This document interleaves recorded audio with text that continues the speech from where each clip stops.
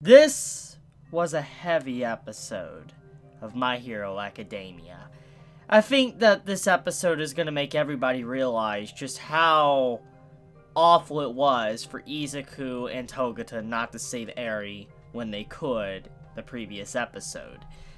Because after finding out the truth within this episode, it's really just scary. It honestly sent chills up my spine, and I have read the manga, so I know what to expect, but just seeing the scene once again in the anime with music, it really just adds a good tone to it, or a dark tone that just really gets you just like, holy crap. This little girl is literally having the worst fate imaginable right now besides death. It's awful, really it is, and I kind of want to dive into exactly what's going on, what Overhaul's doing, and just like how awful it really is, and why Togata and Izuku are just holding on to those emotions of just what they have done. They truly have failed. So we see a brief scene where Overhaul is depicted to be like some form of like shadowy like looking figure over Eri, and you just see Eri with the one brief image disassembled and like she's just scattered all over the place. It really says a lot. It says a lot about what is really happening with just that one image alone. And to get right into it, it's very obvious from the actual reveal of Overhaul's quirk what he's actually doing to Eri. It is officially revealed that Overhaul has a quirk that's called Overhaul that is able to disassemble and reassemble things, people, etc. And you could clearly see that this is kind of what we've already seen previously. When he puts his hand on someone, it completely disintegrates them and turns them into a bloody mess. And basically from what we can get from what was described in this episode is that he's doing a very similar process to Eri. He's literally disassembling her, which is most likely making her into a bloody mess, and then in turn reforming her back again after he collects whatever blood or etc. he needs from her to be able to make the bullet to destroy a quirk. It's absolutely awful. When you really factor in exactly what he is doing to Eri, it just makes you even more sick than you realize, because you're like, this man is literally ripping apart a little girl to be able to create this bullet that can, take out quirks. Now, obviously, we understand why he wants to do this, because it can really just change the world in a crazy way, and it would definitely be very enticing for villains to get a hold of this type of bullet that can literally destroy quirks. Imagine if a major hero got shot with a bullet like that, like, example, All Might got shot with a bullet like that before, he gave his quirk over to, Izuku. Just imagine the devastation. Just imagine how deadly something like that could be. So because of that, Overhaul has a big ambition. His objective is something that's so massive, in fact, that it's scary because it can really just change the entire world forever. But to get into the main point, Eri is the main centerpiece of this entire operation, and this episode really makes you start to wonder now, if Izuku and Togata were to get a hold of Eri, and they were able to run away from Overhaul when they first saw her, what could have happened? What could have been? What would have Overhaul have done if Eri was taken away? So let's just go on a hypothetical route, okay? Theorize, etc. Now, don't worry, this isn't spoilers whatsoever. Even though I'm a manga reader, this is not spoilers. It's just a theorizing and hypotheticals from what we know so far within the anime.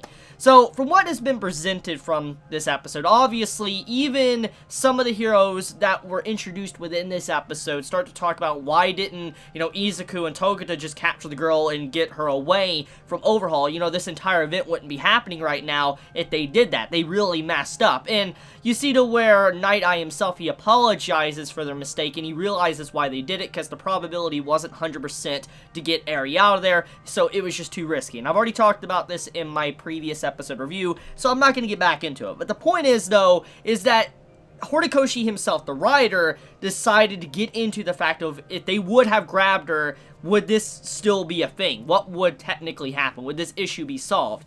And that kind of makes you start to wonder. You never can get a definitive answer if they did get out and save Eri, you know, would Overhaul just be done? Would his operation cease? Personally, I would like to think not, because we got to look at what was presented in this episode, and that is the fact that Overhaul has a lot of connections. This entire organization may be small in scope, because it said their organization is kind of small, but they still have a lot of connections throughout the entirety of Japan with different criminal organizations, and so because of how much, you know, I guess, reach they have, they can really start a big mess throughout the entirety of the country, and you gotta factor this in. If Overhaul really does have this many connections to a lot of criminal organizations and backing, etc., then this means that if, let's say, hypothetically, Eri was taken, okay? You know, Izuku and, you know, Togata grabbed Eri and they got out of there without being killed, Overhaul would really not have that hard of a time figuring out who Togata is or Izuku, because he would just need to narrow down their costume design, where they're working within that day, you know, how they're from an internship or whatever, from a school. He could easily narrow stuff like this down and figure it out, especially if he has a lot of reach throughout different criminal organizations, most likely with police force, etc. So it's definitely not good whatsoever. So you could say, if they would have grabbed Eri, Izuku and Togata would have been at risk. Eri would have been at risk once again, but also innocent civilians could be at risk too in the process of Overhaul trying to get Eri back. Because once again, Eri is the centerpiece of his whole operation, and if she's gone, the man really has nothing left to lose. He could pretty much go ham and do whatever he needs to be able to obtain her. And I feel like it really just makes you wonder, you know, that potentially could have happened. So you don't really know. You never will know if letting Eri go like that was a good thing or a bad thing, but at the very least, within the hearts of Togata and Izuku, they truly feel like they failed. And in all honesty, they did. They really did, because if they were like All Might, they would have been able to go in, save the girl, stop Overhaul, and shut down the entire criminal organization within a day. But obviously, they can't do that. They don't have the strength of All Might, which once again goes to reinforce the fact that with All Might's fall from grace no longer being the symbol of peace, the world is shifting in a very different direction now, because you don't have a hero that could just literally want to do something and get it done in a day. There's no heroes like that. There's no heroes that is as powerful as All Might to be able to get things done and really stop a criminal organization quite like Overhaul. So, once again, we're getting to see another little insight to just how the world is shifting in hero society, but also villain society.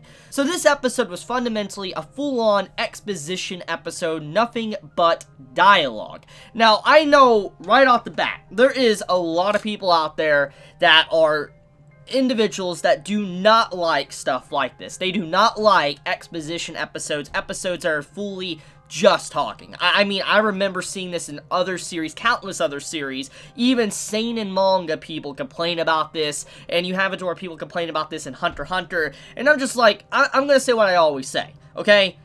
It may be a shonen, but it doesn't mean that it always needs action every freaking episode, okay? Let's get that out of the way. It doesn't need action every single episode. My Hero Academia isn't a series all about action. It's about a good story. It doesn't need action to be entertaining.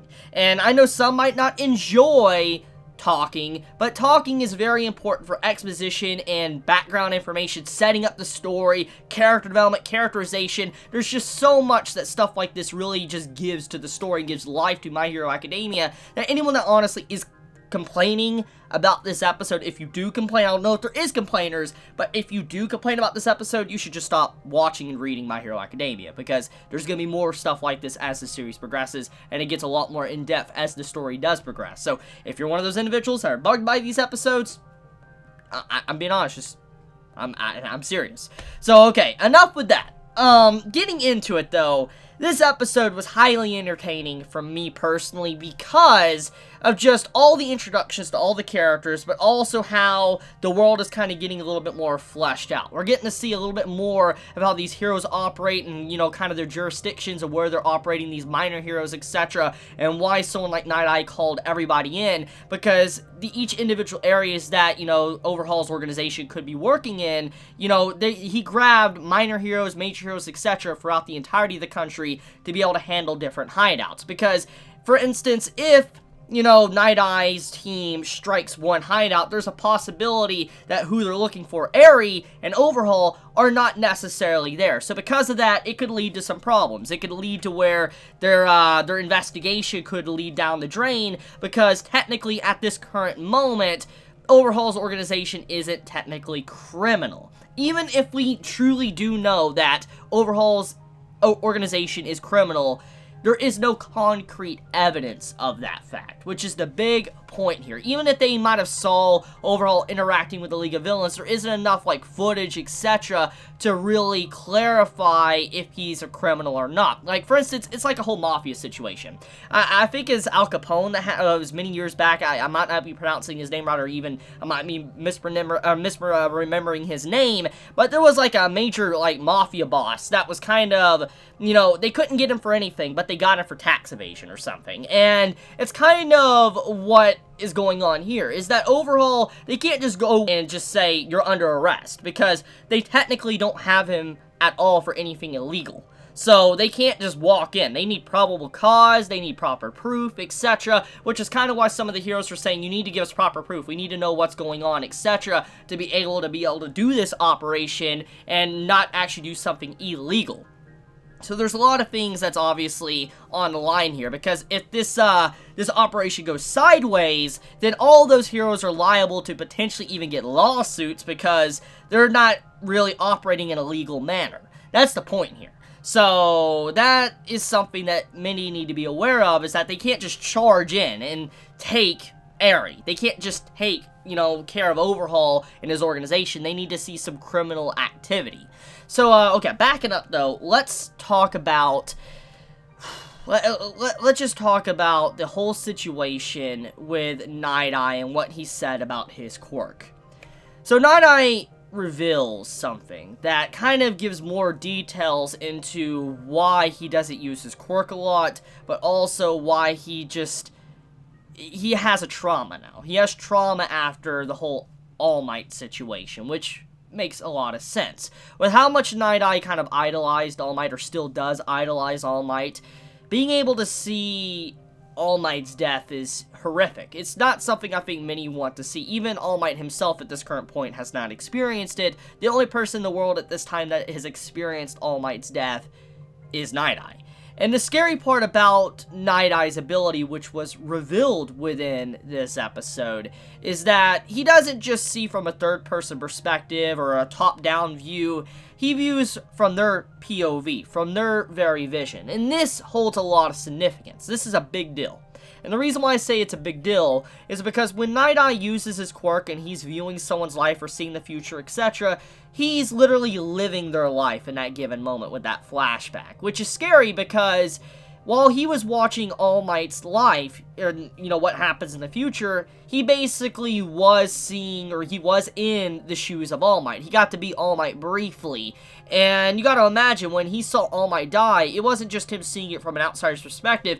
He visually felt like he was probably dying. He probably felt like he died. And you gotta imagine, from the way he described All Might's death, he said it was very gruesome, very bloody, it was awful. And the reason why he knows these details isn't just because he saw it, but because he was literally in All Might's shoes. He was watching through his very eyes on what it was like. So you gotta imagine the overall emotions in that moment were very vivid. Very, very vivid. So that's why he obviously has some trauma, PTSD from it, and why he doesn't use his quirk as much to be able to see the future at large lengths is because he doesn't want to experience a death again. Because if he gets in someone's shoes and he sees another death, it could potentially break him completely where he will never get up again because he has to literally experience death.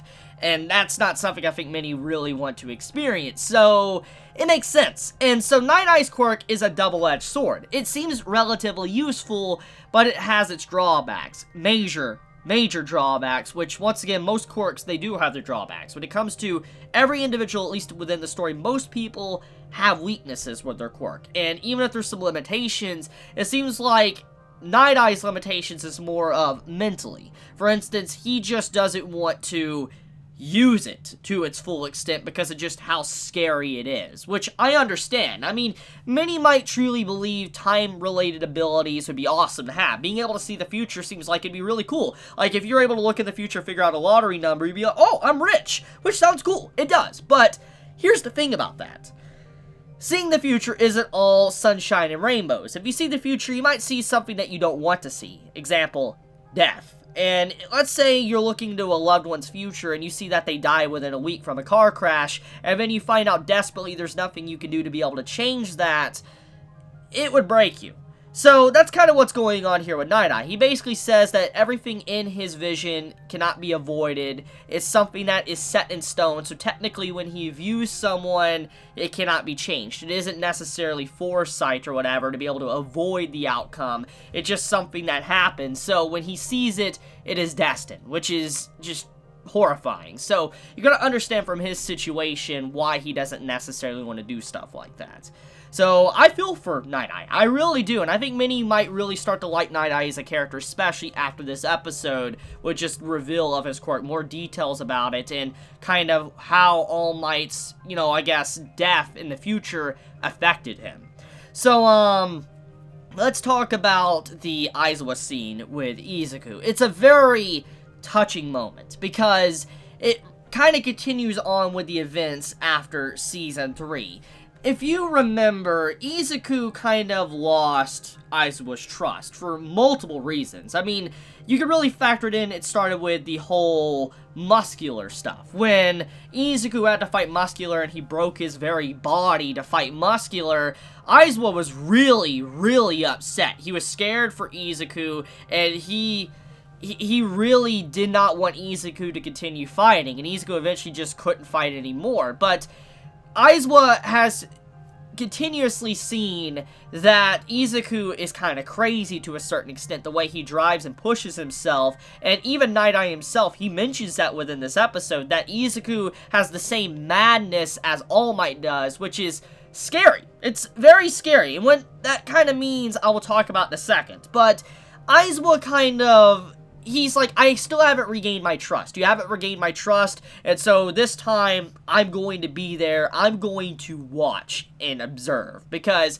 if I'm not there, you're going to get into trouble. And he basically says, look, if I don't allow you to do this, you're just going to get up and go around me and do this behind the scenes, and you rather get in trouble by me or whatever than allow this little girl to get hurt and you not doing anything about it. So Aizawa knows Izuku at this point, is that he can't stop him. No matter what he does, Izuku will go around him, even if he has to break his trust once again, just to be able to save this girl. So he'd rather be there to watch him to make sure he's safe than allow him to go by himself and potentially die. So I like Aizawa's character development, characterization, but also how much he wants to take care of his students and Izuku at that. It's very beautiful. It's a great moment.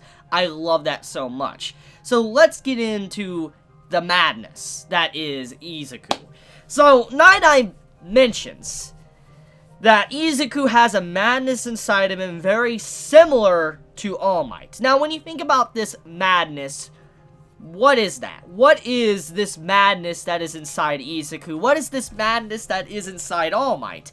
Even though Nighteye idolizes All Might, he still calls All Might, like, mad, like he has madness, which makes you wonder, what is he talking about? Well, the obvious thing is just how they can literally continue forcing themselves, even with their bodies shattered, to fight and try to save the day and be a hero. And that's kind of, you can easily see from the depiction of this episode, is that, what Aizawa was trying to convey to Izuku, but also what we've seen All Might himself do. I mean, once again, I gotta remind everybody kind of what All For One said to All Might in Season 3. He's like, I still remember to this day, I have nightmares every night, or some nights, and you are literally charging me with your organs coming out of your freaking body. Like, imagine, that's what All For One, like the ultimate evil, the main mastermind behind everything, kind of like the evil guy. He has nightmares of All Might literally having his organs hanging out of him, charging him with reckless abandon. That's terrifying, because what he basically says is that's what All Might did to him. All Might literally had his organs hanging out, and he still charged him and brought him down. And that is horrific. For a villain to feel that type of fear and just have a nightmare like that, it shows the madness of All Might. He truly experienced something that no normal person would experience, no normal villain would experience, and Izuku obviously has something very similar to that. Look how he acted against Muscular. After he broke his very body against Muscular, he continued to charge in fight. Even while his arms were shattered, purple, broken, etc., he kept moving, he kept going. So, yes, it's very clear that Izuku is just as mad as All Might. They do self-harm, basically, they hurt themselves trying to be a hero, and they keep pressing forward without any care for themselves. And that scares Nighteye, that scares All For One, it scares anyone that's able to comprehend what they are really capable of. So yeah, I just wanted to get that out of the way before anything else. So, I think I'm going to wrap up this video here. Let me know your thoughts in the comments below. Tell me your thoughts on this episode. Did you enjoy this episode? Did you hate this episode? I love you guys. I want you all to have a wonderful day or night wherever you live. If you enjoy my content, please subscribe. And with that, Chibi out.